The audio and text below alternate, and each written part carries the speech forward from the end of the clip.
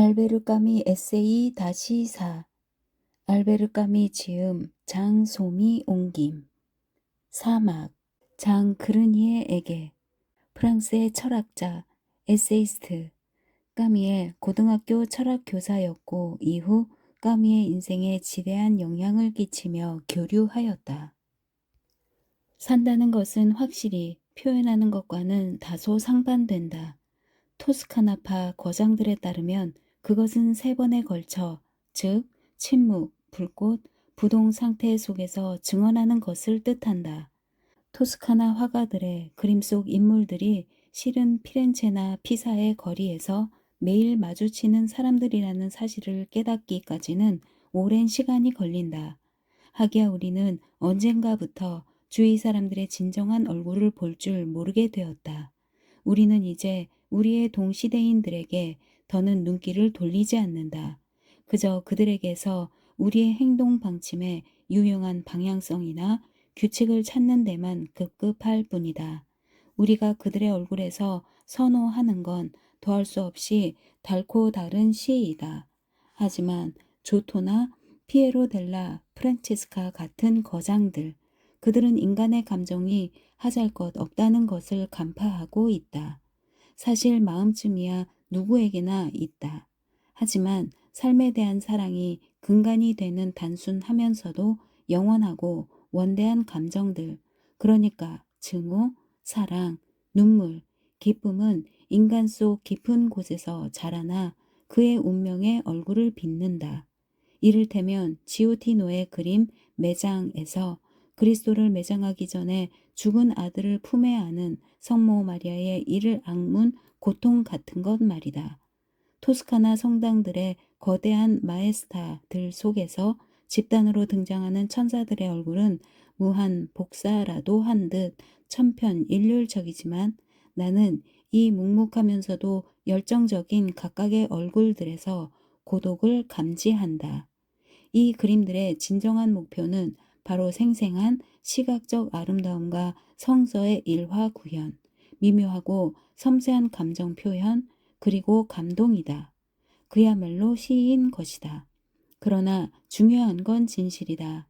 나는 오래 지속되는 모든 것을 진실이라 부른다. 그런 측면에서 오직 화가들만이 우리의 허기를 채워줄 수 있다는 사실은 곱씹어 볼 어떤 교훈을 시사한다. 화가들은 육체의 소설가가 되는 특권을 누리기 때문이고 현재라는 탁월하고 덧없는 재료로 작업하기 때문이다. 그리고 이 현재는 늘 제스처를 통해 드러난다. 화가들은 미소나 일시적인 수줍음 또는 후회나 기대를 그리는 것이 아니라 광대가 붉어지고 피가 몰려 뜨거워진 얼굴을 그린다. 그들은 영원한 선으로 고정된 그 얼굴들에서 희망이라는 대가를 치르는 것으로 영혼의 저주를 깨끗이 지워버렸다. 육체는 희망을 모르기 때문이다. 육체는 피의 박동만을 알 뿐이다. 육체에만 한정된 영혼은 무심함으로 이루어진다. 피에로 델라 프란체스카의 그림 그리스도의 태형이 그 예시다. 이제 막 깨끗하게 청소된 재판정에서 매질당하는 그리스도나 사지가 우람한 형 집행자는 똑같이 무심한 태도로 우리의 놀라움을 자아낸다. 그들이 초연할 수 있는 이유는 매질이 다음 단계로 이어지지 않기 때문이다. 그림이 전하는 바는 캔버스의 틀 안에 머문다. 내일을 기대하지 않는 자가 동요할 이유가 무엇이겠는가? 그 평정심, 희망을 품지 않는 인간의 그 위대함, 그 영원한 현재, 현명한 신학자들이 지옥이라고 불렀던 것이 정확히 이것이다.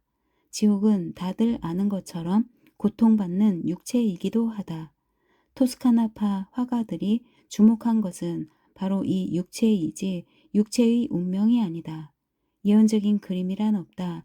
희망을 품을 이유를 찾을 곳은 미술관이 아니다. 사실 수많은 지적인 사람들은 영혼의 불멸성에 관심을 갖는다. 그런데 그것은 그들이 자신에게 주어진 유일한 진실인 육체를 그 진수까지 소진해 보기도 전에 거부하기 때문이다. 왜냐하면 육체가 그들에게 아무 문제도 제기하지 않거나 적어도 그들이 육체가 제안하는 단 한 가지 대답을 알고 있기 때문이다. 그 해답이란 육체는 썩어 없어질 것이란 사실이다. 그렇기에 그들은 이 씁쓸함과 고결함의 양상을 띤 진실을 감히 마주할 엄두를 내지 못한다. 그래서 지적인 사람들은 차라리 시를 선호한다. 시는 영혼의 문제이기 때문이다. 이쯤이면 내가 말장난을 하고 있다고 느낄 수 있다. 하지만 내가 아직 보다 높은 차원의 시만을 진실로서 인정하고 싶어 한다는 것 또한 이해할 것이다. 그 찬란함과 빛을 통해 존재하지도 않는 신에 대해 끊임없이 속삭이는 대지에 내던져진 인간의 명징한 저항처럼 치마에서부터 프란체스카에 이르는 이탈리아 화가들이 높이 들어 올렸던 저 검은 불꽃 같은 시 말이다. 토스카나 화가들이 그린 그림 속 얼굴들은 초연하고 무심한 나머지 풍경의 광물성 위대함에 이른다. 일부 스페인 농부들이 그들의 땅에서 자라는 올리브 나무들과 닮아 있는 것처럼 영혼 따위가 웅숭그릴 극히 작은 그늘 한 점 허용하지 않는 조토의 그림 속 얼굴들도 토스카나가 아낌없이 제공하는 유일한 교훈을 통해 토스카나 그 자체와 합일하기에 이른다. 그 교훈이란 바로 감정을 뿌리친 열정의 수련, 금욕과 쾌락의 혼합, 재앙과 사랑의 중간 지점에서 인간도 자연처럼 스스로를 규정하게 하는 인간과 대지의 공명이다. 가슴으로 확신하는 진실은 그다지 많지 않다. 어스름이 피렌체 들판의 포도밭과 올리브 나무들을 조용하고 커다란 슬픔으로 물들이기 시작한 어느 저녁, 나는 그 사실이 자명하다는 것을 알았다. 하지만 이 고장의 슬픔은 아름다움에 대한 또 다른 해석일 뿐이다. 저녁 공기를 가르며 달리는 기차 안에서 나는 내 안에 무언가가 풀리는 것을 느꼈다. 오늘 슬픔의 얼굴을 하고 있는 이것이 그럼에도 행복이라는 걸 어떻게 부정할 수 있겠는가. 그렇다. 이탈리아는 본토 사람들이 묘사해 보인 교훈을 풍경으로도 아낌없이 드러낸다. 하지만 행복은 늘 과분한 것이기에 놓치기 쉬운 법이다. 이탈리아도 마찬가지다. 이탈리아의 우아함은 갑작스럽게 나타나긴 해도 즉각적으로 느껴지진 않는다. 이탈리아만큼 첫 순간에 이미 모든 걸 누린 듯한 경험을 심화하도록 이끄는 나라는 없다. 진실을 보다 잘 감추기 위해서 우선 시를 남발하기 때문이다. 이탈리아의 첫 마법은 망각의 의식들이다. 모나코의 협죽도들, 꽃향기와 생선 냄새로 가득한 제노바, 리구리아 해안의 푸른 저녁이 그것이다. 그리고 마침내 피사와 함께 리비에라 연안 지역의 다소 껄렁한 매력을 잃어버린 이탈리아. 하지만 여전히 자유롭다. 그 관능적인 우아함을 얼마간 즐기지 않을 이유가 무엇인가.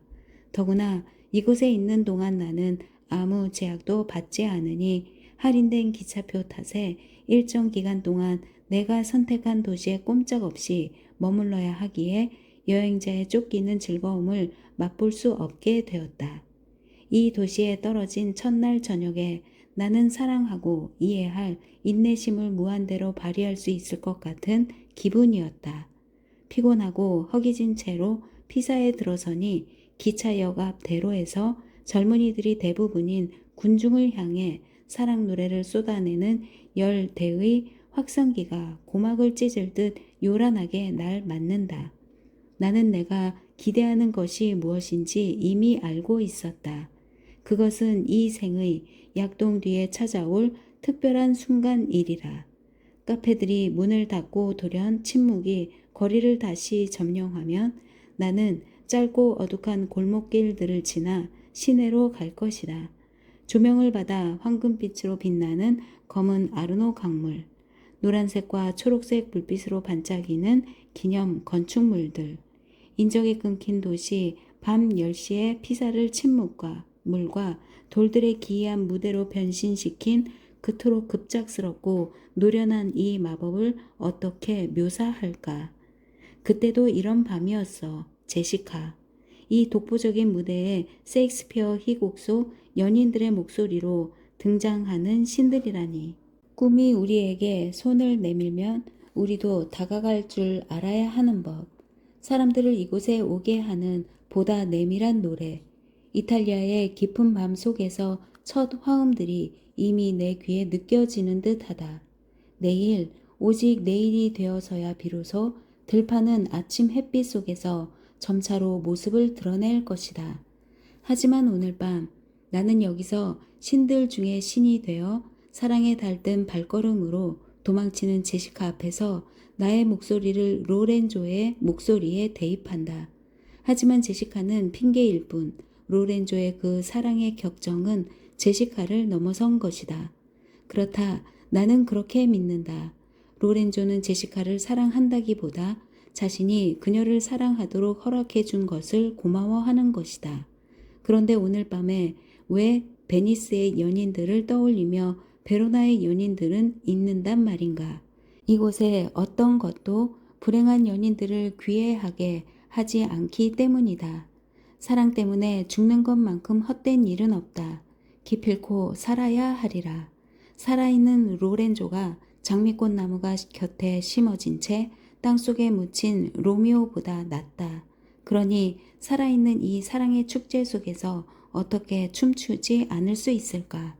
또한 오후엔 언제든 방문할 시간이 있는 기념 건축물들에 둘러싸인 두오모 광장의 바짝 깎은 잔디밭에서 어찌 낮잠을 자지 않을 것이며 분수로 다가가 다소 미지근하지만 술술 넘어가는 물로 어찌 목을 축이지 않을 것이며 오뚝한 콧날과 자신만만한 입술로 깔깔거리던 그 여인의 얼굴을 어찌 한번 보러 가지 않을 수 있단 말인가.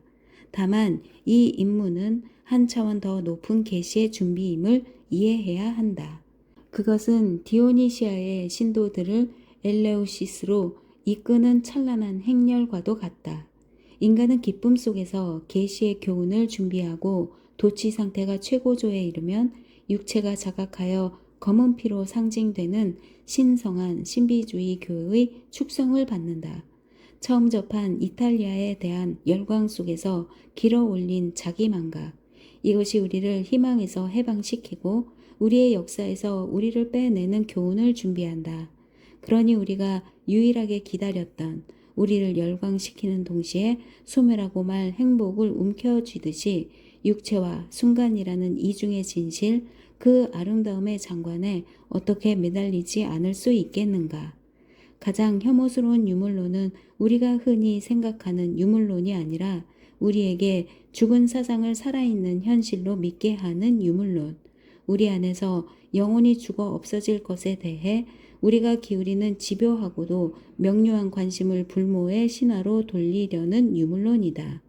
피렌체의 산티시마 안누치아타 성당에 딸린 추모관에서 언뜻 절망감 같았으나 결국 분노에 지나지 않았던 무언가가 울컥 치밀었던 기억이 난다. 비가 내리던 날이었다. 나는 묘석과 봉헌물에 새겨진 글들을 읽었다. 이 사람은 다정한 아버지이자 충실한 남편이었고 저 사람은 최고의 배우자인 동시에 철두철미한 상인이었다. 여기 모든 미덕을 겸비한 이 젊은 여성은 프랑스어를 모국어처럼 구사했고 저기 젊은 여성은 가족의 모든 희망이었으나 땅 위에 기쁨이요 순례자였다. 나로서는 그중 어느 것도 마음에 와 닿지 않았다. 묘비명에 따르면 거의 모두가 죽음을 체념하고 있었는데 아마 그들이 또 다른 의무를 받아들였기 때문이리라. 오늘날은 어린아이들이 추모관을 점령하여 망자들의 덕을 영원히 기리고자 설치한 묘석에서 왁자하게 등 타넘기 놀이를 하고 있었다. 밤이 찾아왔다. 나는 바닥에 주저앉아 기둥의 등을 기댔다. 사제 한 명이 지나가며 내게 미소를 지어 보였다. 성당에서 파이프 오르간 연주 소리가 은은하게 울려 나왔다. 그 따뜻한 음색이 이따금 아이들의 외침 소리에 묻혔다가 다시 나타나곤 했다. 홀로 기둥에 기대어 앉은 나는 누군가에게 목이 졸려 단발마처럼 자신의 신념을 외치는 사람이 된 듯한 기분에 휩싸였다. 내 안의 모든 것이 그와 같은 체념에 반항하고 있었다. 그래야만 돼. 묘비명들이 일제히 종용했다. 하지만 천만에 나의 반항은 옳았다. 길 위의 순례자처럼 오직 앞만 보면서 초연하게 제 길을 가는 기쁨, 그 기쁨을 한 발 한 발 뒤따라야 했다. 그 밖의 것에 대해서는 나는 아니야 라고 외쳤다. 있는 힘껏 아니야 라고 외쳤다. 묘석들이 내게 그래봤자 소용없고 인생은 해와 함께 떠올라 해와 함께 기운다고 알려주었다. 하지만 나는 지금까지도 그 무용함이 내 반항에 어떤 손실이 되었는지 알지 못하고 외려 보탬이 되었다고 느낄 뿐이다. 어쨌든 내가 하고 싶었던 말은 그런 것이 아니다. 나는 그저 그날 나의 반항 한가운데서 느꼈던 진실에 한층 더 다가가고 싶었을 뿐이다. 내 반항 또한 그 진실의 연장선에 지나지 않았다.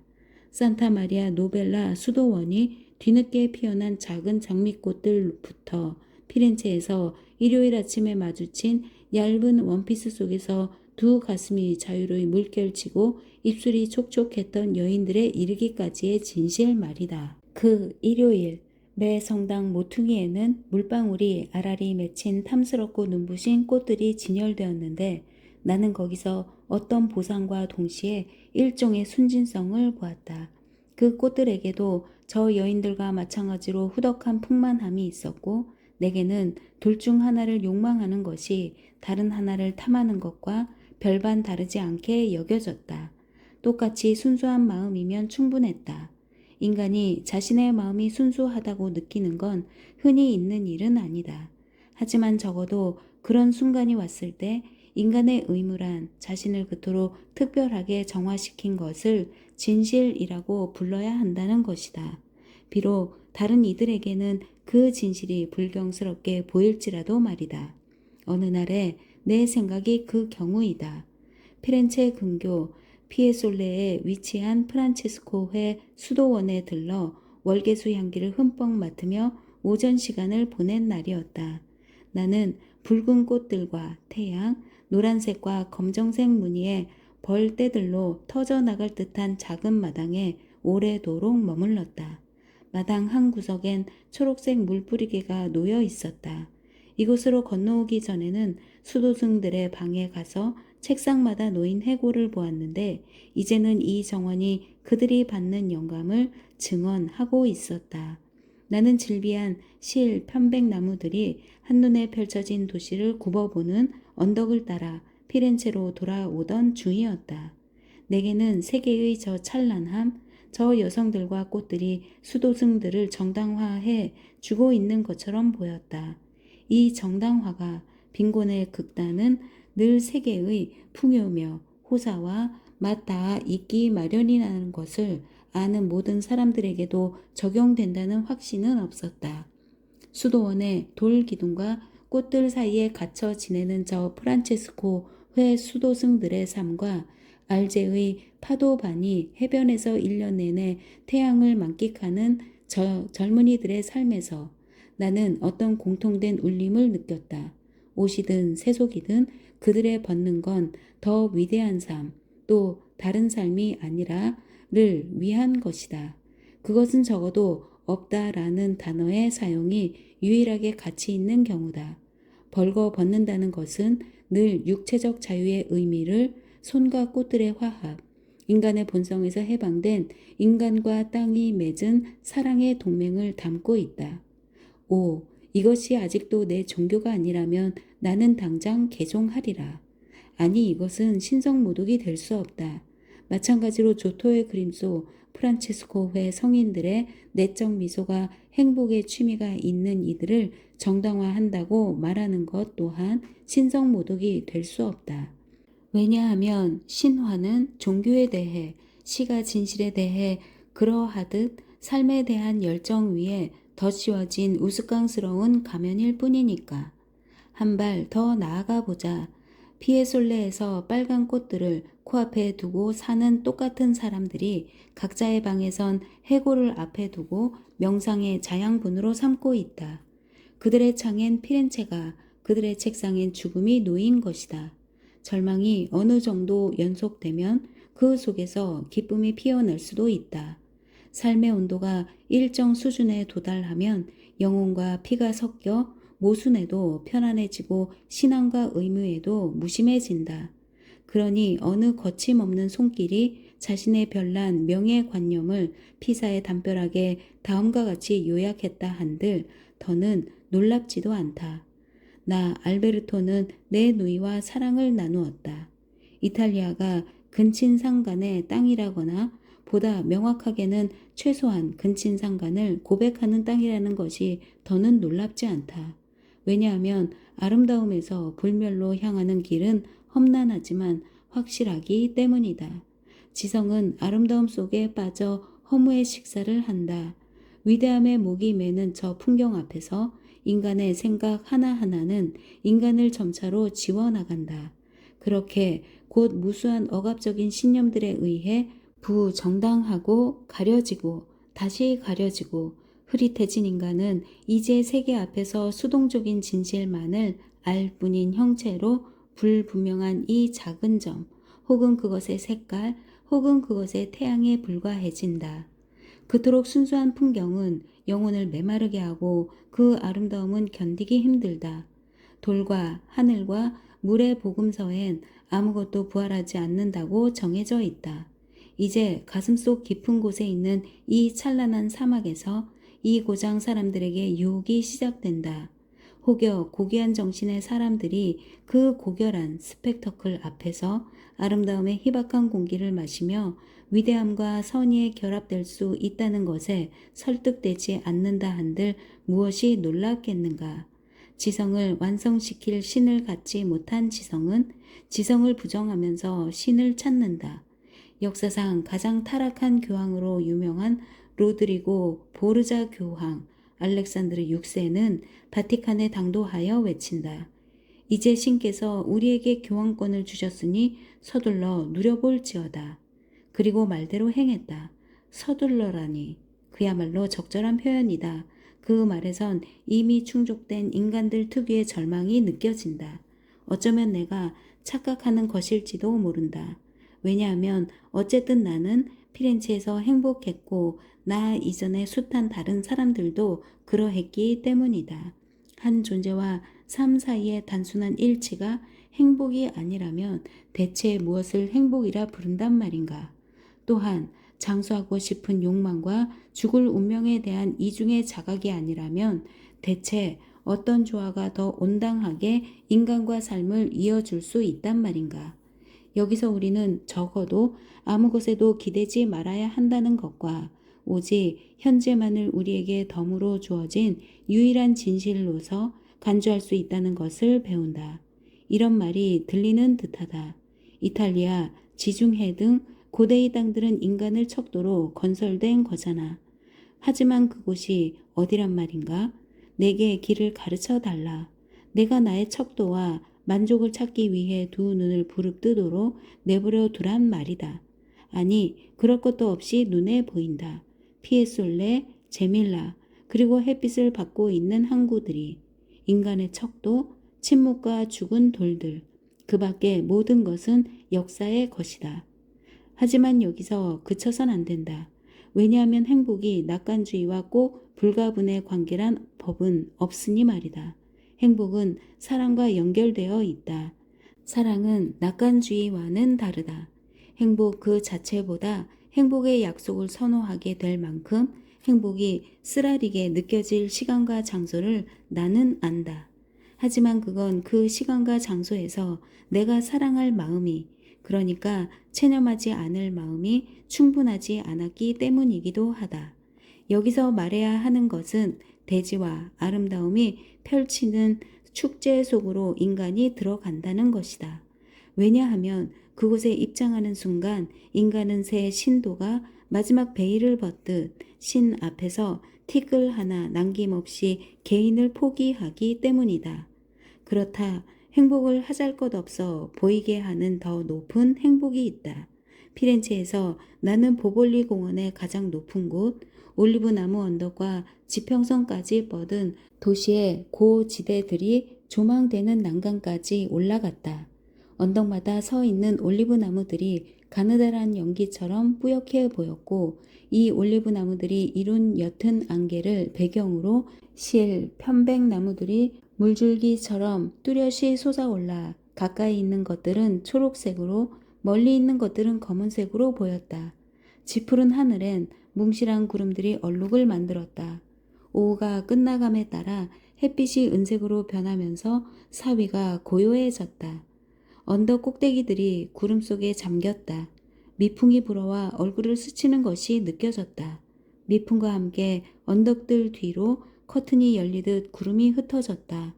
그와 동시에 언덕 꼭대기에 실 편백나무들이 돌연 드러난 하늘의 푸르름 속에서 단번에 우뚝 자라난 듯 보였다. 이 나무들과 함께 돌과 올리브 나무들이 어우러진 풍경 전체, 모든 언덕들이 서서히 높아졌다. 또 다른 구름들이 몰려왔다. 커튼이 닫혔다. 언덕들이 꼭대기의 실 편백나무들과 집들과 함께 다시 낮아졌다. 이윽고 또다시 저 멀리 점점 희미해지면서 사라지는 다른 언덕들 위로, 여기선 구름 커튼에 빽빽한 주름들을 열어 젖혔던 미풍이 저기선 주름들을 다시 촘촘히 닫고 있었다.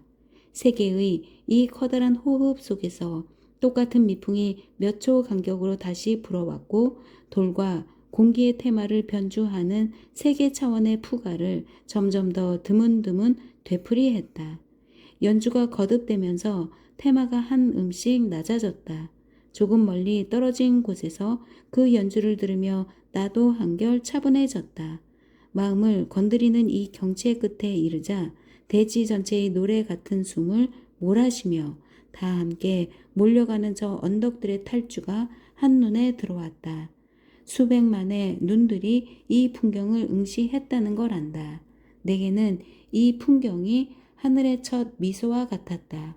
나는 문자 그대로 혼비백산했다. 그 풍경은 내게 나의 사랑과 돌의 아름다운 외침 없이는 모든 것이 부질없다는 것을 확신하게 했다. 세계는 아름답고 세계를 떠나서는 구원이란 없다. 세계가 내게 끈기 있게 가르쳐준 위대한 진실은 정신은 아무것도 아니고 심지어 마음도 아무것도 아니라는 것이다. 태양이 따뜻하게 데운 돌, 혹은 돌연 파랗게 드러난 하늘에서 우뚝 커져버린 실 편백나무는 옳다는 말이 의미 있어지는 유일한 세계를 한정한다는 것 또한 가르쳐 주었다. 바로 인간들이 없는 세계 말이다. 이 세계는 나를 없애 무로 되돌린다. 나를 극한까지 밀어붙인다. 분노 없이 나를 부정한다. 피렌체의 들판에 내려앉는 이 저녁 속에서 나는 예지를 향해 나아가고 있었다. 눈가에 눈물이 차오르지 않았던들 내 안을 가득 채우는 걷잡을 수 없는 시적 흐느낌이 내게 세계의 진실을 잊게 하지 않았던들 이미 완전하게 성취되었을 그 예지를 향하여. 이제 이 흔들림에 대한 것으로 이야기를 마쳐야 하리라. 영혼이 도덕을 거부하고 행복이 희망의 부재에서 탄생하며 정신이 육체에서 근거를 찾는 오묘한 순간 말이다. 모든 진실에는 쓴맛이 섞여 있다는 것이 사실이라면 모든 부정에는 긍정의 씨앗이 움트고 있다는 것 또한 사실이다. 관조에서 자라난 희망 없는 사랑의 노래 또한 행동의 원칙을 가장 효과적으로 상징할 수 있다. 피에로 델라 프란체스카의 그림 부활에서 묘석 밖으로 나와 부활하는 예수의 시선은 인간의 시선이 아니다. 얼굴엔 어떤 행복의 기미도 그려져 있지 않다. 다만 완강하고 영혼 없는 위대함만이 깃들었는데 나로서는 그것을 살려는 결단 외에 달리 해석할 도리가 없다. 현자도 백체와 마찬가지로 거의 말이 없다. 이 귀하는 나를 매혹시킨다. 그런데 나는 이 교훈을 이탈리아에서 얻은 것일까? 아니면 내 마음속에서 이끌어낸 것일까? 아마 내가 교훈을 깨달은 곳은 의심의 여지 없이 그곳일 것이다. 하지만 이탈리아가 다른 특혜받은 장소들처럼 어쨌든 내게 인간들이 죽기 마련인 곳에 아름다운 광경을 제공한 것 또한 사실이다. 그곳에서도 진리가 썩어 없어질 수밖에 없다니 이보다 무엇이 더 짜릿할까? 내가 진리를 원한다고 한들 썩어 없어지지 않는 진리로 무엇을 한단 말인가? 그런 진리는 내 기준에 맞지 않는다. 혹여 그 진리를 사랑한다고 한들 가식이 될 것이다. 인간이 그의 삶을 이루는 것을 포기하는 것이 결코 절망 때문이 아님을 우리는 거의 이해하지 못한다. 충동과 절망은 인간을 다른 삶으로 이끌지만 그것은 오직 땅의 교훈에 대한 달든 애착을 남길 따름이다. 하지만 의식이 어느 정도 명징해지는 단계에 이르면 인간은 마음이 다치는 것을 느끼며 반항도 요구도 없이 이제껏 그가 삶이라 여겼던 것, 다시 말해 삶의 부대끼임으로부터 등을 돌리기도 한다. 아르티르 랭보가 단 한 줄의 시도 쓰지 못한 채 아비시니아로 떠난 것은 모험심이나 작가 활동을 포기하려는 의도 때문이 아니라 그냥 그렇게 되었기 때문이고 의식 수준이 어느 경지에 이르면 이제껏 신념에 따라 이해하지 않으려 했던 것을 결국 받아들이게 되기 때문이다. 이제 이 이야기의 핵심은 어떤 사막에 대한 지도를 그려보려는 시도임이 느껴질 것이다. 하지만 이 오묘한 사막은 절대 갈증을 속이지 않고 그곳에서 살아갈 능력이 있는 이들에게만 감지된다. 그때서야, 오직 그때서야 비로소 이 사막엔 행복의 청량한 물이 넘쳐나게 될 것이다. 보볼리 공원에는 내 손이 닿는 곳에 큼직한 황금빛 감들이 터진 껍질 틈으로 걸쭉한 과즙이 흐르는 채 매달려 있었다. 저 완만한 언덕들과 과즙이 꽉 찬 이 과일들 사이에서 나를 세계와 일치시키는 은밀한 형제애와 내게 머리 위에 오렌지색 과육을 향해 손을 뻗치게 하는 이 허기 사이에서 나는 일부 사람들을 금욕에서 쾌락으로, 관능의 박탈에서 관능의 풍요로 이끄는 흔들림을 포착했다. 나는 인간을 세계와 연결하는 이 관계, 세계가 행복을 완성하거나 파괴할 수 있는 정확한 한계에 이를 때까지 내 마음이 개입하여 행복을 받아 적을 수 있는 서로를 비추는 이중의 거울 같은 이 관계에 경탄했고 경탄한다. 피렌체여, 내 반항 한가운데엔 어떤 동이가 잠들어 있음을 내게 일깨워준 유럽의 드문 도시들 중에 하나여, 눈물과 태양이 뒤섞인 피렌체의 하늘에서 나는 대지에 동의하고 그 축제의 어두운 불꽃 속에서 타오르는 법을 배웠다. 나는 깨달았지만 어떻게 얘기해야 할까? 어떤 터무니없는 말을? 사랑과 반항의 일치를 어떻게 시인해야 할까?